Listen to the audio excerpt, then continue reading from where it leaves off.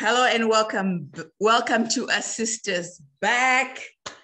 Hope everyone has had a great week. I hope everything is going the way that you would want it to go this week, hopefully. So Carnation and I are back. Hi, Carnation. Hey, Rofa. How's it going? I'm good. I'm good awesome. Right now, but I'm pretty sure I'm going to be triggered during this discussion. But for now, I'm good. So for those of you who don't know, last week we talked about finding love. Though mostly we talked about when you're in love. I think we talked about how to find love, and I think that's a topic that we probably will double back on. But today we are going to be talking about heartbreaks, how to get over a heartbreak, how to move on, and how to open yourself up to finding love again after a heartbreak. So, Carnation, what do you think about today's topic?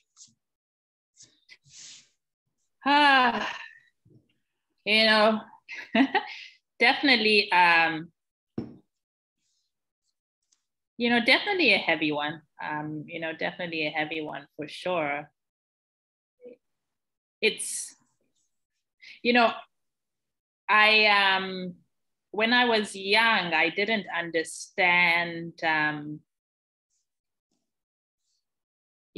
women struggled with, for instance, a miscarriage, right? Because then I thought to myself, well, you know what, it's just a miscarriage, like you didn't have the baby. But when someone explained to me that, you had started building a future with that baby before they even came into reality. You had plans, maybe you had started shopping for clothes. You had even started thinking, well, you know what kind of a school they were going to go to. And so the reason I'm bringing this up is I'm likening it to a relationship that didn't get to its full maturity.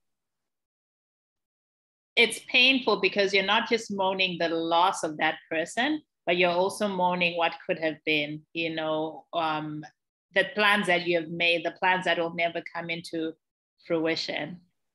And yeah, I feel like I'm on a soapbox now. You asked a specific question. What was No, actually, you're telling me what you think about the topic, which is befitting. Yeah, actually, I like that you brought up miscarriage, because that's also, that is also in there in the box with heartbreak and disappointments. You know what I mean? And mourning the loss of someone is the same thing as being ripped out. So you've shared a life with this person, right? It's almost like your other half. You do stuff together, they're a big part of your life, and all of a sudden they're not there anymore. Now that other half, you're kind of walking in life as this half. Now you got to figure out how to function without your other half, and you got to figure out how to fill that void that they left in your life, which of course before they were there you were full, but now because this person had occupied this space and you've given them half of who you are or half of yourself, then it feels like you've been ripped apart. Yeah, that's the best way to explain it. And that's why a lot of people say a physical wound is better, because you can monitor the progress and it has a pathway to healing, right? But an emotional wound is painful because you can't medicate it. You can't well, some people try and medicate with alcohol, but it's just temporary. You can't medicate. It's still there when you become sober. When you become sober, and sometimes even worse, because then it's coupled with a hangover, right? Mm-hmm.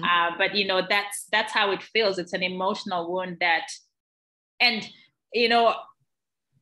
I promise this is the last time I'm going to talk about my first love. I remember my first heartbreak, my first relationship. I didn't know what it was. And so I didn't Mm-hmm. know the pathway of, like how long it was going to last, how to deal with it. And then when you're young and you're not supposed to be dating, you can't even express, that loss, because you're not supposed, at least where I grew up, I was 15, I was really young. So you can't tell your mom that you're sad because your relationship with your boyfriend ended. You're not supposed to be dating anyway, right? And so it becomes like a private grief. At the same time, I guess what I didn't realize at that age, when you break up with someone, sometimes you assume that you're the only one who's going through it. Because it feels like you're the only one at that time. At that time. And sometimes I think as women, we assume that guys don't also struggle, with it. But it's both ways. And the reason I'm bringing up guys is that also as women, it's important that when we let someone go, we do it with class and we do it with kindness. Because just like how it feels when a relationship ends and you didn't initiate it, guys have emotions, guys have feelings as well. And so, this is not where we're going, but I think it's also important that we do it with kindness because we know how it feels. So Ropa, I guess you know what, we've all experienced heartbreaks at some point. And when you become, a bit older, it's not that we should get used to getting heartbreaks, but I think you have figured out how to manage the end of a relationship, what works and what doesn't. And I guess for me, I don't know if you're comfortable with relating this. Do you have a story of how you handled an end of a relation or a heartbreak less than gracefully? And like what you learned from that?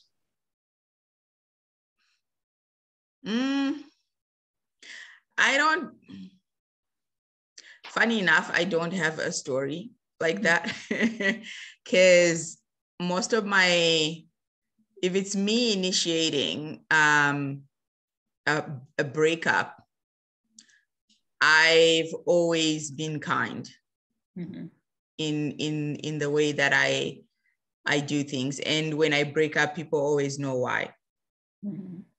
I think that's the thing. And maybe that's why I'm friends with almost every person I've ever dated. I literally can bump into them and we can actually talk as if, talk as friends type of thing. I'm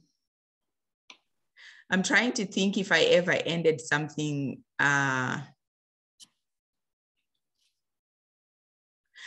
with my first boyfriend. I did try to end it ungracefully, but he wouldn't let me. So we ended up being, kind of like just walking away in a graceful type of way. But when, so my first boyfriend, I dated a bit later in life. I started my first boyfriend, I was 20 years old when I started dating because I was a bit older. So because my dad was very strict about us dating so young. And in high school, I never really had anyone that I really, really wanted to date. So I didn't really date anybody. And besides, I didn't have the time. Because if I wasn't in school, I was working at my dad's store. If I wasn't there, I'm in school. So that was my life. I didn't really have that in between teenage years where you guys go for movies and go for this and that or whatever. I didn't get that. But anyway, I digress. So I date this guy and, you know, amazing. The relationship was fine. And he really, really genuinely loved me. I don't doubt his love for me at all. And I think I'm grateful for that. But just before I met him, he had, there's this girl that they were kind of dating, but she also had a boyfriend, and that boyfriend was in the UK. So she was gonna go, you know, follow this guy in UK. And then before she left, they had a goodbye, you know, what you call it, ruffle and tumble and whatever in the sheets before she left. This girl goes, right after she leaves, a few days later, he meets me. We're dating. This girl has gone. 2 months, 3 months later, she finds out she's pregnant. And after she's found out she's pregnant, it's not for the guy that's in the UK. It's my boyfriend's whatever. Because the guy that's in the UK had already moved on. When he left, he was starting to date other people over there. So it never worked out. So she's over there and she finds out she's pregnant. So he's already met this girl and he really likes this girl. So when she came back, right? Like months later towards her, you know, her 9 months or whatever. And this guy is not telling me. He's saying, let's elope. Let's run away. Let's go to a different city. Let's get married and then come back. And I wasn't raised like that. You do the proper thing. You meet the parents, you go talk to the father, you go talk to this and that or whatever. And I said no. And he was getting frustrated. And I'm like, why are you getting frustrated? I didn't say I don't want to get married to you. I'm just saying I want to do the right thing. And he's just saying, let's just elope. I didn't know he was trying to elope before this girl comes back. So anyway, she comes back and lo and behold, she went to school with my sister, my older sister.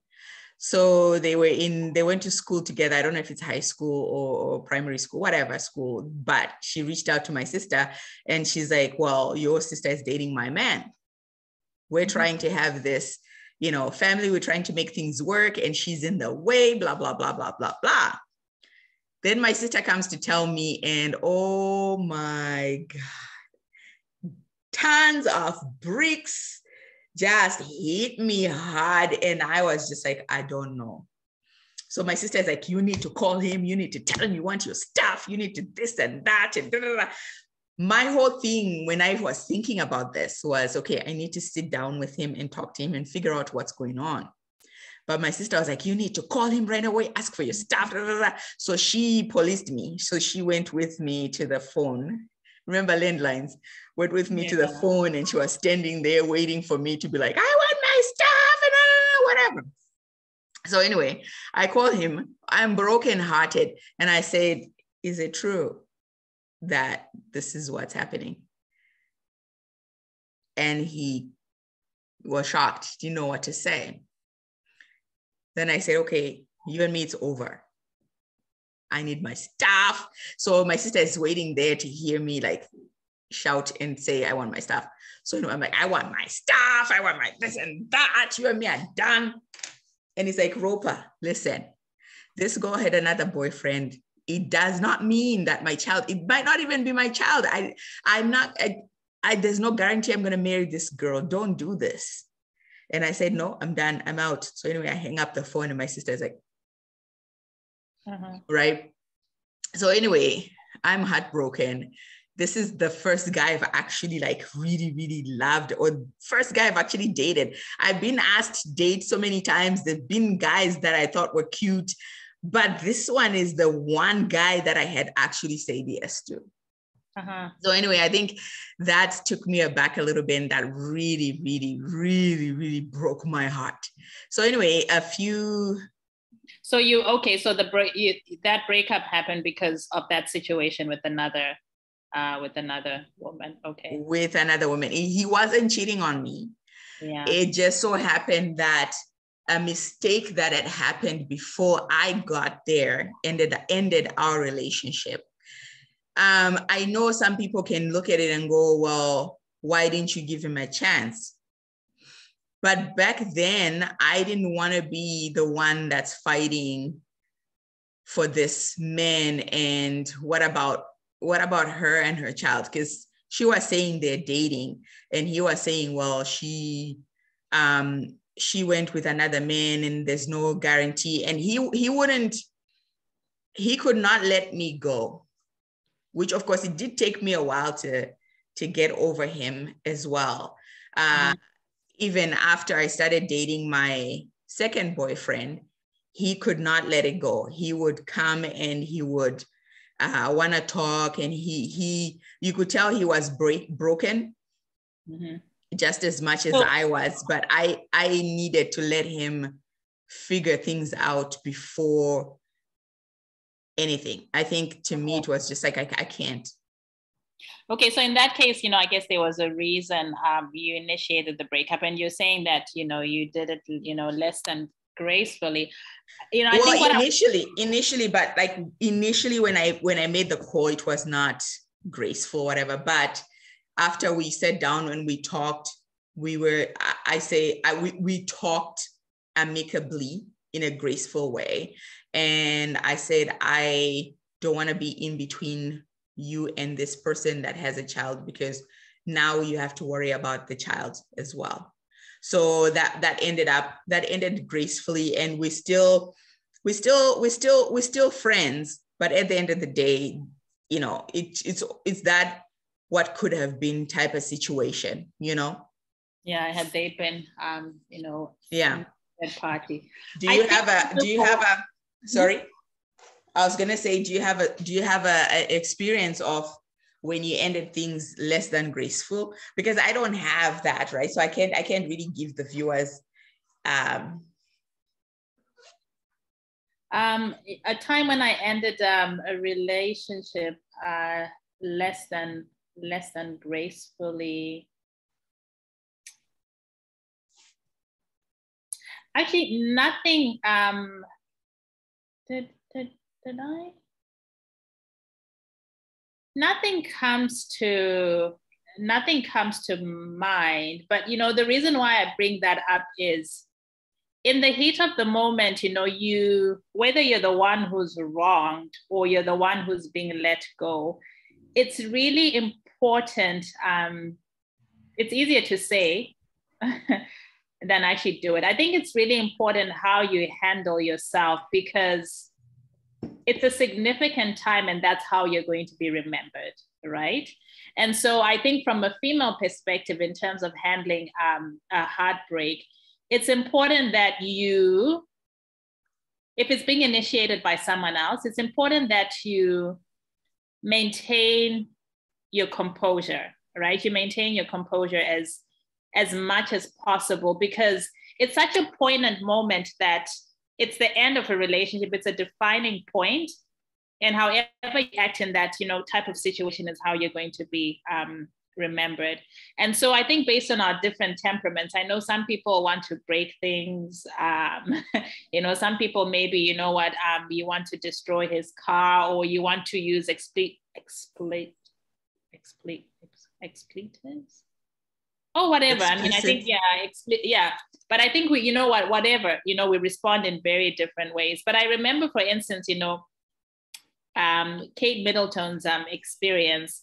I know probably things are rocky right now with Prince William, but when they broke up, she never said anything to the press. Like, she didn't go around, backbiting him or saying, different,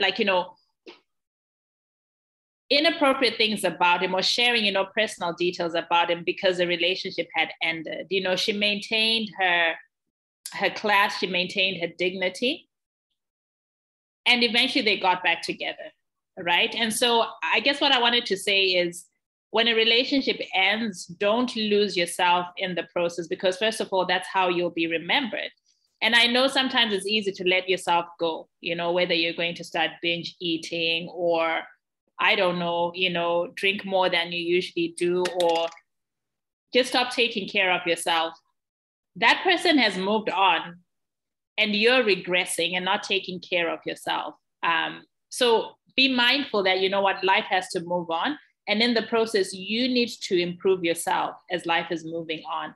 I remember with my younger sister, we had an agreement that if a relationship doesn't work out, whether you end it or he ends it, we give each other 2 weeks of mourning. So for 2 weeks, you're allowed to stay in your pajamas for however long you want. You're allowed to binge on junk food. You're allowed to soap for 2 weeks. You're allowed to be unproductive. But after those 2 weeks, you need to get up and start moving on with life, because that person who was part of your life and potentially was going to be your future is gone. So you need to get up and create your future by yourself. All right. So, yeah. So talking about getting over heartbreak. Mm-hmm. There's so many ways to get over a heartbreak. Like you're saying, 2 weeks to cry and all this. I don't give myself the 2 weeks. Maybe when I was younger, it lasted longer than it should have. Yeah. But now I think, because I give my all in a relationship, once it's done, it's done. I've done everything that I could have done. And I think that to me kind of helps me to move on, to be like, you know what? I tried, it didn't work out. Fine, whatever. But what I do, let's just say you're hurting and you are going through these emotions. I do a lot of activities. So keep yourself busy. Make sure you're doing things that keep your mind off things, right? If it's, either if it's walking, or if it's like, take a drive, do activities with people, make sure you're in a place where, you're meeting people, and stay away from the people that are going to ask you about this person. You're trying to get over this heartbreak. You don't want anyone so I have a friend who used to always call me and ask me, so how's so-and-so? How's so-and-so? Me and so-and-so are broken up. Why are you asking me this? So stay away from those people, or at least kind of cut them out for a little bit. You don't have to cut them out of your life completely, because maybe they actually genuinely care. But I mean, that's a very insensitive type of question to ask someone who's getting over a heartbreak. So if you get people who are asking you and who are being insensitive towards your heartbreak, stay away from that and don't tell them anything. They don't need to know until you're over the situation. And you know what? Dress up, go out, treat yourself, right? He's probably out there, drinking and eating and drinking.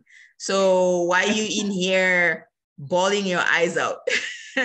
Go out there, enjoy yourself, meet new people, get to know people. You're not going out there to go find someone to date, because obviously your heart is not open yet to be able to accept someone else. But get to meet the people, enjoy the attention from other people too, right? So that way it lifts your spirits and gets you out of that, that rut. Mm-hmm. Yeah, that's true. And I like how you pinpointed that, dress up and, go meet people. Don't, and that's the thing though, mending a broken heart is not a linear process. You're going to have periods where you feel great. And then you're going to have, a moment where maybe you find, something that, you shared. How do I say this? Even sometimes maybe he left socks at your place, when you're hanging out at some point. And you're going to see those socks and they'll take you back, 6 months, back into your healing process. It takes you back. Or Google has this way of reminding you of moments sometimes you want to forget, right? And you might have a picture that will pop up, first thing in the morning, and it reminds you of this person, who you want to forget. So those things are going to derail you from your healing process. And ladies, as much as possible, don't dress how you feel. Just because you feel shattered and you feel drabby inside, make it a point to come out of the house looking on point. There's something about dressing up and how it lifts your spirits, right? Mm-hmm. And always remember, you don't want to be met, I guess, somewhere by him, when you're especially if he broke up with you. Yeah, you don't want to be you need to look good all the time that you're out there, right? You're out there. And, at the same time, too, I think also it's easy to have regrets about, okay, you know what, maybe I should have done this differently. Maybe I should have, or maybe I should have pulled away sooner or what have you. But, like Ropa said, if you gave your all in a relationship, it's going to hurt when it ends, but eventually you're going to heal. And, if you treated that person well, and I'm not saying this as an advocate for women, that, they'll remember us. It's the same thing with us. They've been men that we've treated badly, who were good to us, and we remember their kindness, right? And so, emotional wounds heal eventually. For some people, it's months. For some people, it's years. Some people, maybe it doesn't happen. I don't know. I don't know. It's not a one size fits all, right? I think it depends on... It depends on how much you've leaned on this person. If you leaned on this person, and that's the other thing, don't let anyone alienate you from your friends, from your family, because let's say once all that is over, those are the people that you're going to lean on. Those are the people that will have your back, right? So be okay with leaning on your friends, on your family, because they're the ones that are going to be there for you in all of this, right?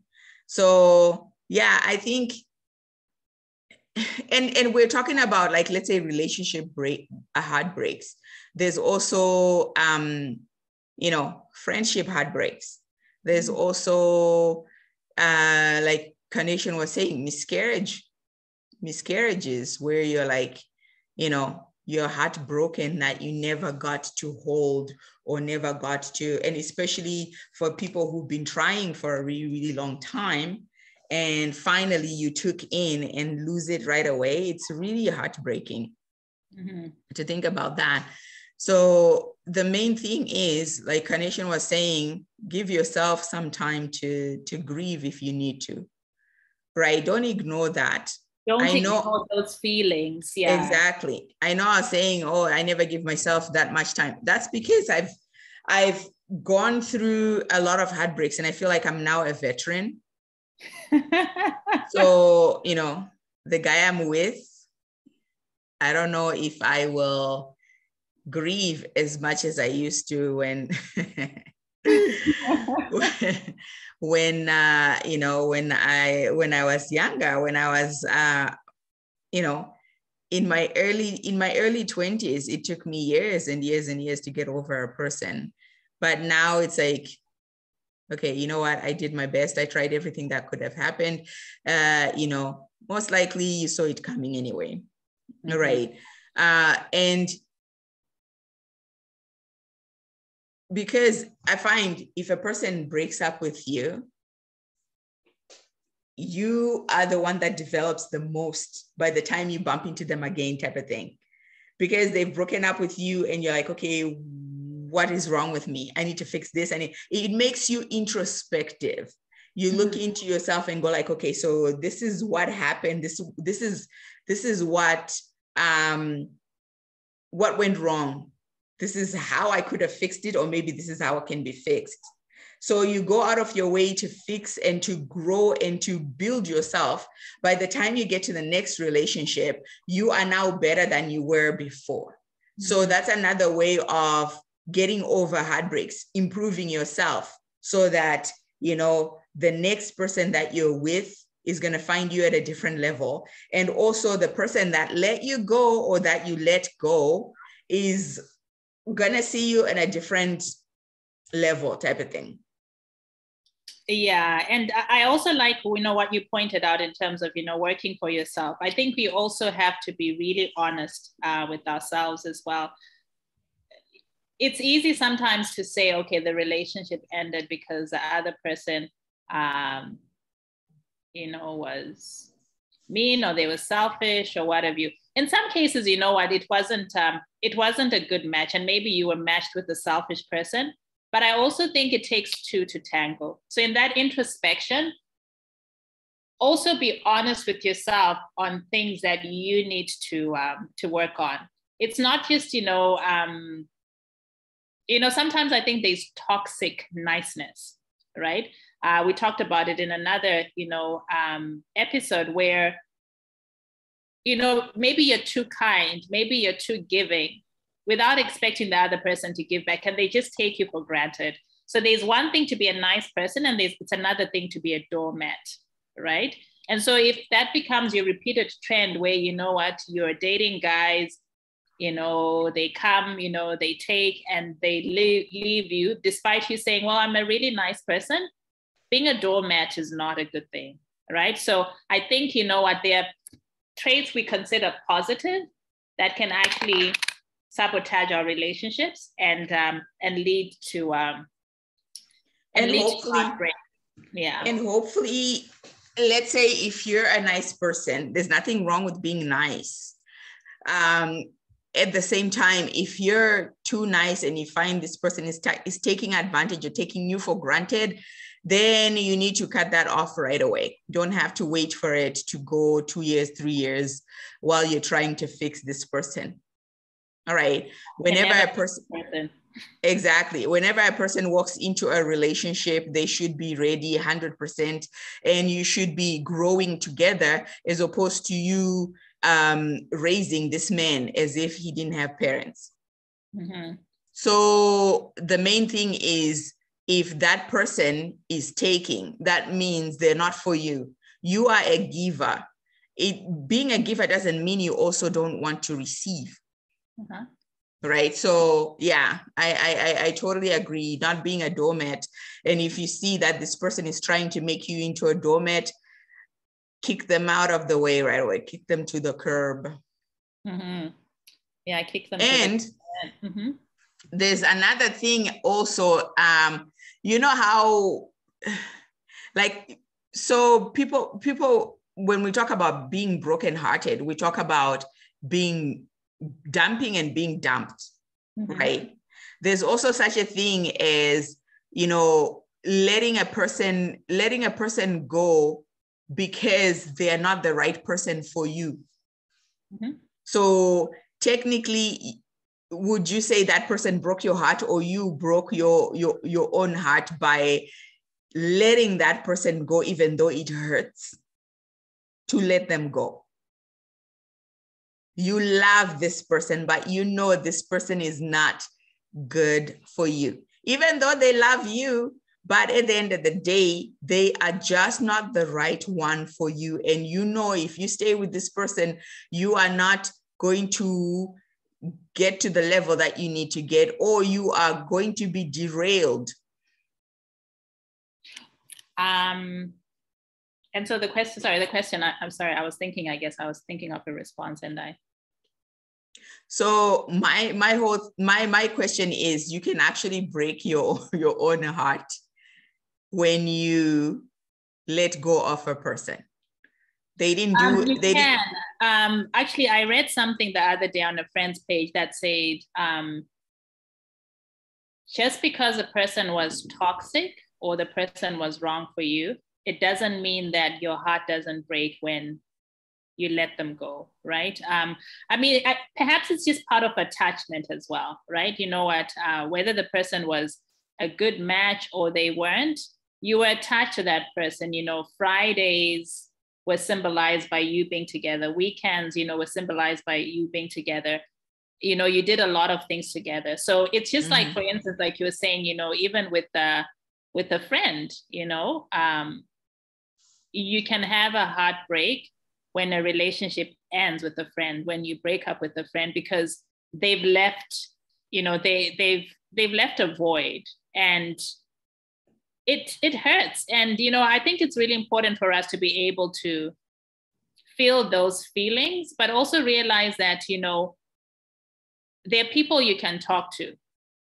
I come, I guess, from, you know, a culture where we didn't have access to counselors. Your counselors were your aunts, you know, I don't know, a lady from church that you're close to. But here you can actually call counselors, and they can walk you through, or they can listen to you while you're going through that heartbreak, you know, whether it's the end of a relationship, the end of a friendship, you've lost, you know, you've miscarried, any type of loss. There are counselors who can actually walk you through that pain. Because would you say the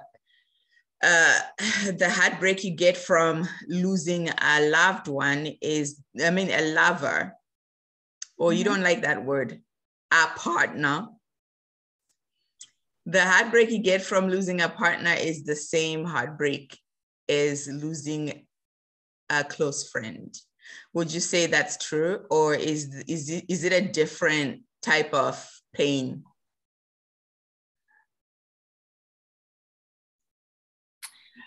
I think when it comes to losing a lover, I'll use that word, depending on how it ended, there's also self-esteem, you know, that can be tampered with, especially if the other person ended the relationship. But when you lose a friend, or you break up with a friend, I don't know. I mean, self-esteem and feelings of self-worth are not involved, right? It's more about a loss of a companion. So I think the pain is just as deep. It's just different. But I don't think I've really broken up with a friend. I think for friendships, for me, some of them have just faded. It wasn't like anything dramatic. So it's a hard one for me to be able to really dissect. Yeah. What's your take on it? I don't know. I think it's similar. It depends on what the nature of the friendship was like. Because there are some toxic friends that can make you feel smaller than you are. Oh yeah. So yeah, self-esteem. Right. Those ones that want to one-up you all the time, the ones that can't handle it if you're getting the attention and all that craziness. So when you do break up with those people, and mostly people like that, 9 times out of 10 will disappoint you. And I think the disappointment is what's going to lead to your heartbreak type of thing. So yeah, I feel like there could be some type of self-worth there. But the other thing I wanted to mention also is like, yeah, fine, we're talking about heartbreaks right now. But when you're in a relationship, don't put all your eggs in one basket type of thing. So always have a fifth ace. So my whole thing is always have something fulfilling that you do outside of that relationship. Regardless, whether it's a friendship, whether it's a love relationship, always have something that fulfills you on the side, so that, let's say it happens that you break up, or it happens that you have a falling out type of thing with your friend, or you break up with your lover, you have something that's occupying your mind, and that will help you heal. Yeah. Yeah. That's That's very true. Something that's been kind of hanging in my mind was something you said about, I guess, being friends like that. You're friends with your exes. For me, you know, for guys that I've let go, the ones who have come back are obviously guys I treated well, but also how I ended, you know, the relationship. And so I think your ability to be friends with, because at some point, I think, you know what, when the relationship ends, you go through a period of pain. But if you're objective enough, you're able to say, okay, you know what, this was not going to go anywhere because either we had so many problems or we had misaligned values or whatever you. But I think your ability to be a friend with that person is how they ended the relationship, right? And so some people can say, oh, you know what, you need to be the bigger person. You know, if you end a relationship with someone, it doesn't mean you can't be friends.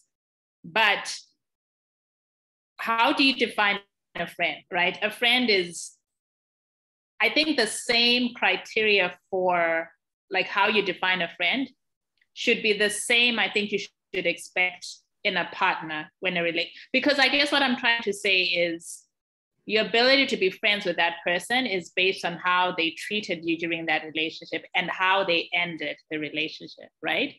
So the guys who I've treated, I was much younger than, you know, who I treated disrespectfully, who when I ended the relationship, you know, I attacked their self-esteem, they never came back. They don't have a reason to be friends with me, right? So yeah, I just thought I'd say that. Yeah. And sometimes you don't have to be friends right away, right? When you're going through a heartbreak, the last thing you want to think about is like, oh, I'm going to be friends with this person. But at least if it's amicable, eventually somewhere along the lines, if you bump into each other, you can at least be civil or at least be able to. I have a question though, Robert. Is it about being friends or about being civil? I think both. There's some people where it's like, okay, no love lost. Okay, but, yeah, that's true. There are some where it's like, you know what, we have the makings of a great friendship. We are just not good as lovers, but we are okay being friends. Yeah. So however way it is, you can either be civil with this person where it's like, okay, you know what, I can say hi to you in public if I bump into you, or you can be friends literally, right? Where it's like, okay, I know you and me were never meant to be lovers. We tried it, didn't work out, but I still love you as a friend. Yeah, in that, okay, I can see it that way. But I think, you know what, if, you know, part of the reason, if you dissect the relationship and you didn't, like there were misaligned values, or that person, I guess, held, how do I say this? You know, the way they looked at the world was very, you know, different from you. You don't have a foundation for friendship. You can be civil with them, but what are you being friends for if you had so many differences? Well, you might have differences in your values, like differences in, let's say, your beliefs. For example, it can be you believe in God, this person doesn't believe in God. You can still be friends, yeah? You can still be friends. So I think that's the way I look at it. You can be friends with somebody who likes bungee jumping and you hate bungee jumping. You can be friends with somebody who loves doing certain things, but it doesn't mean that, you know, you have to love it in order to be friends with them. But maybe being in a relationship or in being lovers with this person, you now have to really look at, okay, we're joining our lives together.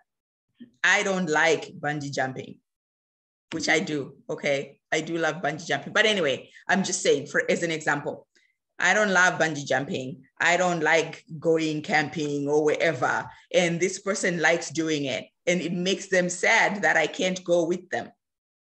So fine, we are not aligned. And it's a deal breaker for them to find someone who goes camping and who doesn't, they can't see themselves with someone who doesn't love the outdoors or something. I'm just giving this as an example. Fine, it didn't work out, but you can be friends still, because I don't have to, my life doesn't have to stop as your friend because you love camping. But it might have to stop because I'm in love with you or whatever. But those are interests, Ropa. They are not values. So well, I'm just giving as an example. Okay.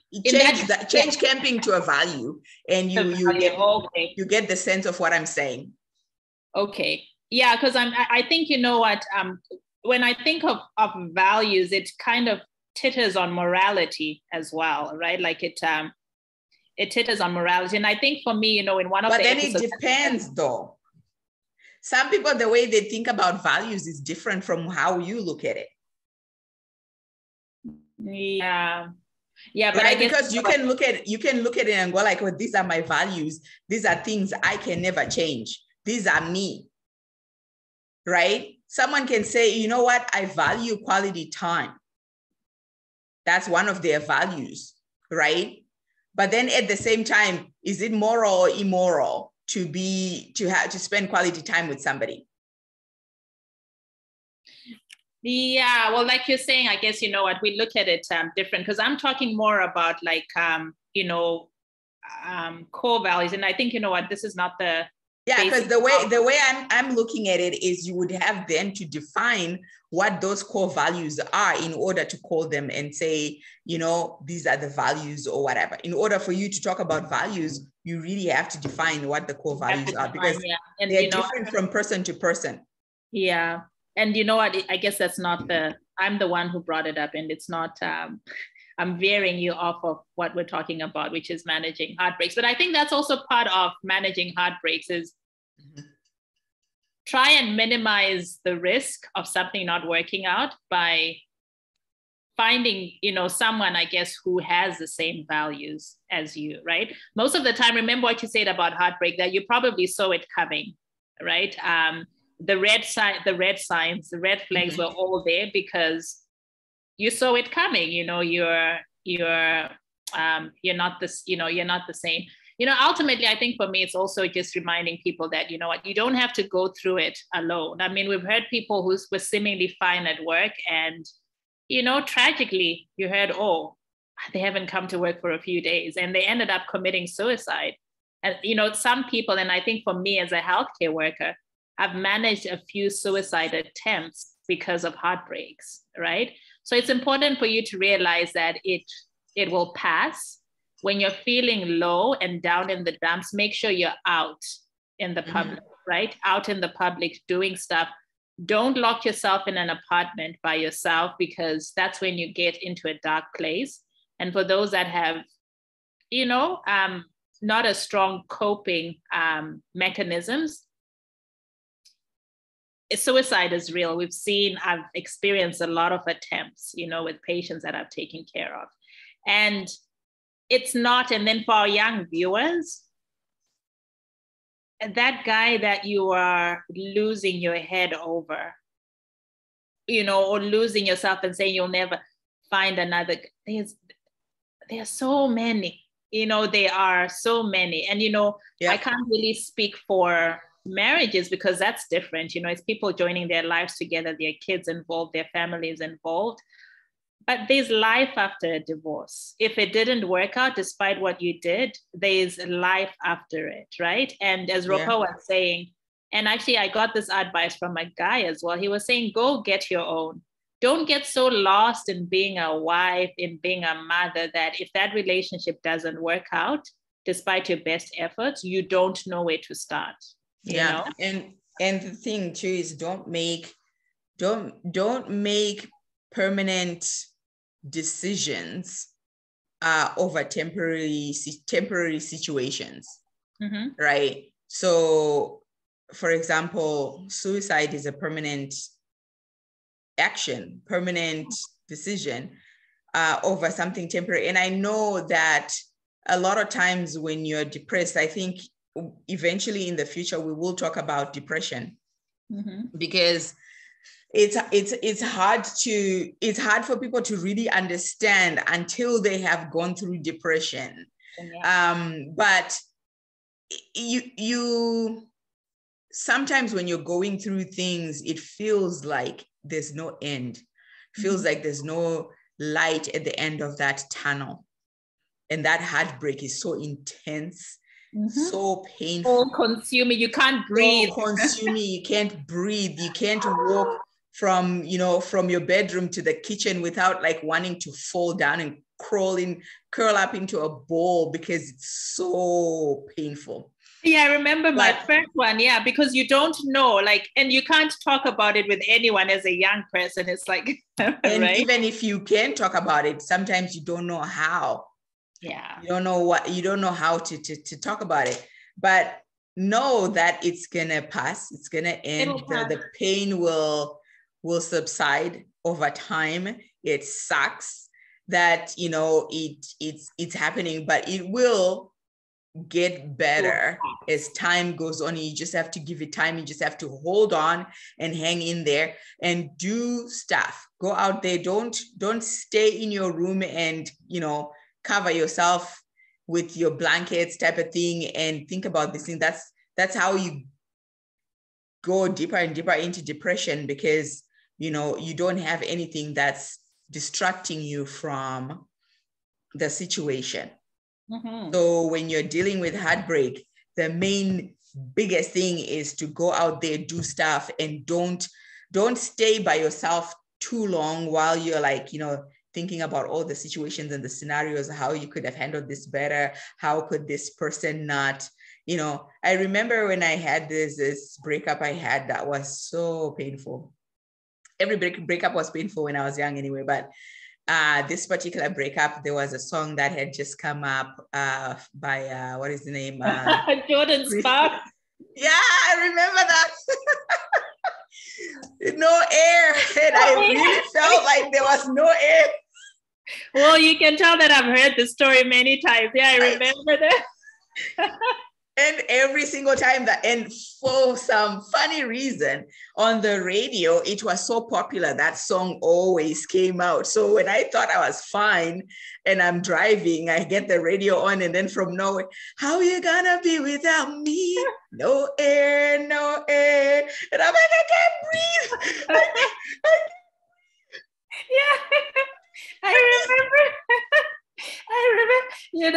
I know, and there's always a story, like a song, attached to a heartbreak. Because I remember, well, I think my two most painful ones was my first boyfriend, and then also a guy that I dated in my early 20s. If things had worked out, that guy I would have married. He was, the perfect boyfriend, and I struggled with that one. And for me, when I break up with someone, I lose my appetite, and I lost weight. And so that's for me an example of a guy who it didn't work out. I know that if things had been different, we would have gotten married.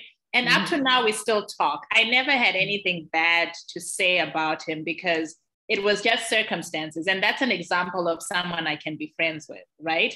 And I remember I think I ended up having a cold. Ropa remembered the third one. So I think I've had really 3 painful breakups. Yeah. The third one, I had gone to visit him. When I got there, it wasn't what I expected. It ended up not working out. I lost so much weight. I got a cold and a flu. No, I had a flu. And I think I ended up developing pneumonia because I had flown to see him. Yeah, it was terrible. So much weight. And I remember when we went shopping. And I was wearing jeans, and the jeans were just holding onto my waist. They were drooping, when they're drooping at the butt. I was like looking at you, I'm like, carnation. No, this is not attractive. And Ropa, that's an example of a friend. She did something practical to say, let's go to Winners so you can get I think I moved from a size 6 and I went all the way to a size 2, I think. And she said, well, buy these 2 jeans until you can at least fill up your old ones. And I still have them. the size 2, I don't fit a size 2 anymore. It's a memory. Man, I looked horrible. I'd lost weight. And so I'm saying, don't let yourself go. Your job, you'll need to pay your rent. If you need to take sick time, then take either, here and there, but still perform at work. Because if you lose your job and this relationship has ended, what are you going to be left with? Right? So still show up, look your best. And it's funny. It's funny. My, the breakup, the no air, the no air breakup by Jordan Sparks. So I remember the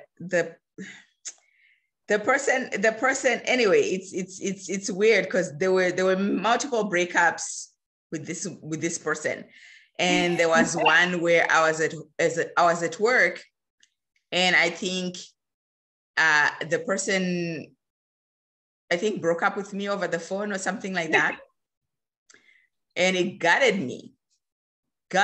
So I was like, I have to go home. I can't. So I went home. I couldn't eat. I couldn't whatever. So when I came back, I think I had lost about 10, 15 pounds or something in like 3 days. And my supervisor just looked at me and he's like, but he couldn't talk to me about, because I didn't say anything. I just said, I'm fine. And he knew what was going on because he was also a friend as well, outside of work. And he just shook his head, because it's like, I know you're going through stuff, but I can't help you. But oh my God, seriously. And I think he had a chat with me about it not being worth it, with this person. So yeah, that was intense. So I kind of feel like I can probably write a book about going through heartbreaks. But now I think, because I know that the pain is temporary, it doesn't faze me as much. It wouldn't faze me, let's say, if I go through a heartbreak. I know I will be okay. Yeah, that, I guess, it's unfortunate. I guess you end up having so much scar tissue that I guess it doesn't hit, as much. And it's part of life. And you know what, you take the good that you learn from, that relationship. And also how do I say this? Sometimes I think for me, it's really important, like you're saying, Ropa, that maybe you can be, I don't use friends loosely. I think I'm probably just friends with one of my exes. The other ones, we talk and we're civil and there are no hard feelings. And then there's some, I guess, that you're just best not getting, just moving on. But I guess what I wanted to say is, what did I want to say? I don't know where I started. I guess I wanted to say this too will pass. No, anyway, I'm lost. Yeah. Maybe because I'm lost, it's time for me to keep quiet and end it. And the thing is, if let's say somebody broke your heart and they come back, try and sit down and remember all the reasons, all the things that happened, so that you don't end up going back in there and going through the same situation. Yeah, because I've been there as well. Yeah. Right. Yeah. I remember somebody mentioned something to me. They said, never go back to an ex. Right. Though there are exceptions to the rule.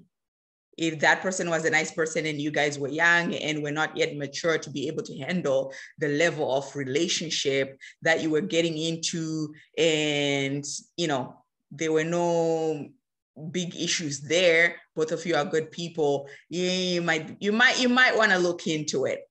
But if it's a situation whereby, you know what, you you broke up and this person was a selfish person, or this person was but you still kind of pine for them in your heart, just walk away, heal, and keep walking.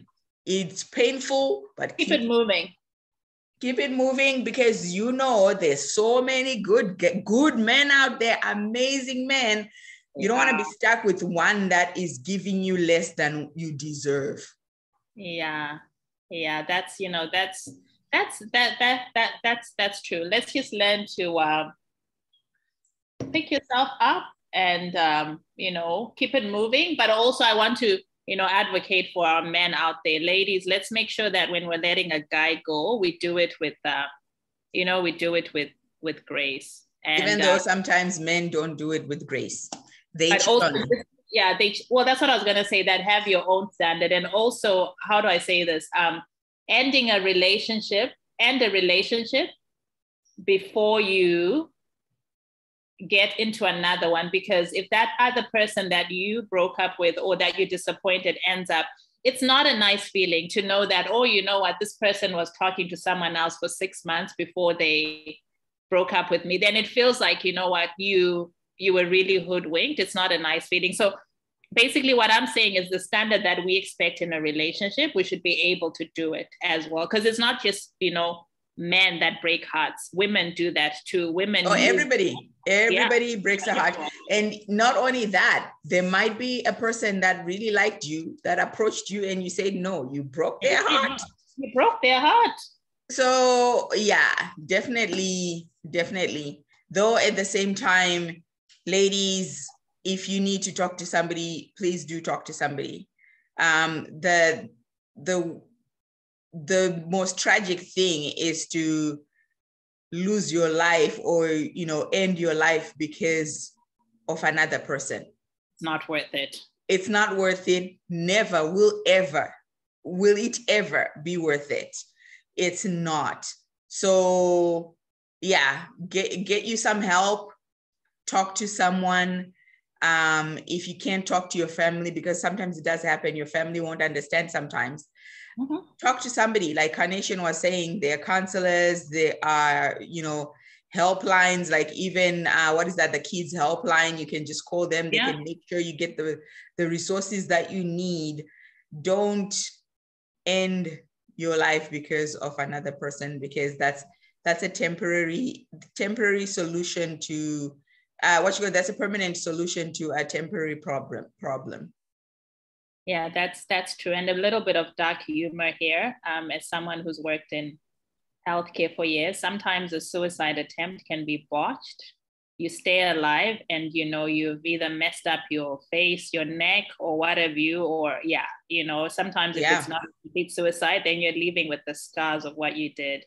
And it's not. Or you're paralyzed and you're now frustrated because you can't, not worth it.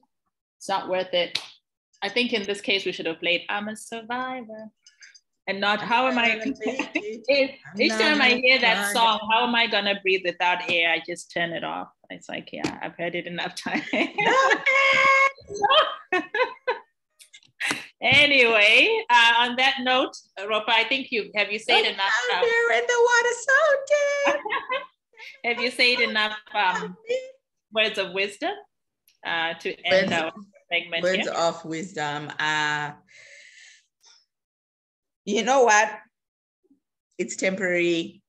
Look at it as, if somebody, like, let's say if you're going through a heartbreak, whether you broke up with the person or they broke up with you, it doesn't matter. Heartbreak is a heartbreak.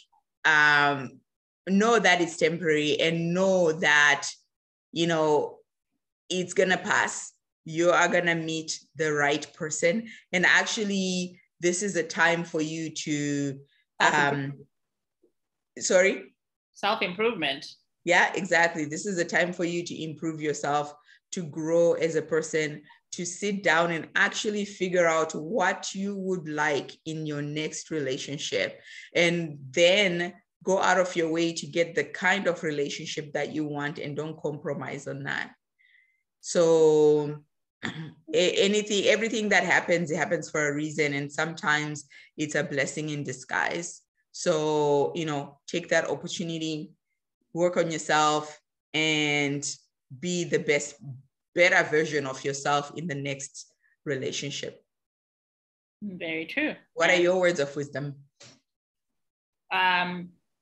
Just ensuring that, when you're going through that, I think I've said that enough times, but it's worth repeating. Don't isolate yourself. Make sure you're out, you're doing activities, because when you're out there and you're seeing, life going on, it makes you realize as well that life is going on, and dress how you want to feel, right? Don't let yourself go. Don't let your work go. Do all those things that maybe you're not able to do while you're in a relationship, right? Maybe join a new class, go for a pottery lesson, pick up a new skill, or start doing the things that you had stopped doing, while you're in a relationship with this person. Life goes on, and there are so many men out there, and good ones too. So, yeah. So many partners.